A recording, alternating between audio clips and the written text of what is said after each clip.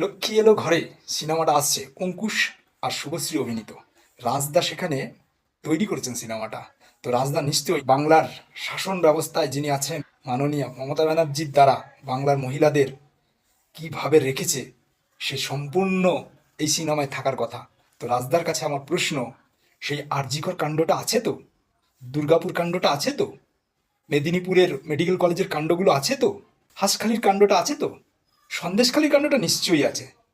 শেখ শাহজাহানের চরিত্রে কে অভিনয় করছে, অনুব্রত মণ্ডলের চরিত্রে কে অভিনয় করছে, আমরা দেখতে চাই পার্থ চট্টোপাধ্যায়ের চরিত্রে কে অভিনয় করছে। আচ্ছা, সেই খাটের তলের টাকার বান্ডিল ওই সিনটা আছে তো, আছে নিশ্চয়ই।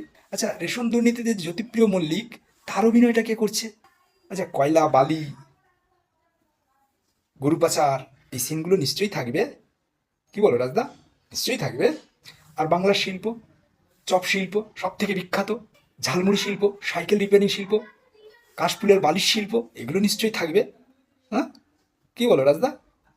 আচ্ছা, এগুলো থাক না থাক, সব থেকে ফেমাস যেটা বইয়ের হাতের ঘুগনি তৈরি শিল্প, সেটা নিশ্চয়ই থাকবে।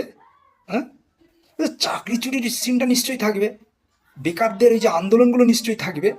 হ্যাঁ, রাজপথে যে মেয়েগুলো ছেলেগুলো পড়ে পড়ে আছে দিনের পর দিন, সেই আন্দোলনগুলো নিশ্চয়ই আছে। এই যে একটা রাজনৈতিক দল, তাদের কর্মীদের দ্বারা দিনের পর দিন সাধারণ মানুষ যেভাবে হেনস্থা হচ্ছে, সেই সিনগুলো নিশ্চয়ই আছে। কি রাজদা, আছে তো? সর্বশেষ ফাইল চুরি, সেটা তো অবশ্যই থাকবে রাজদা, কি বলো?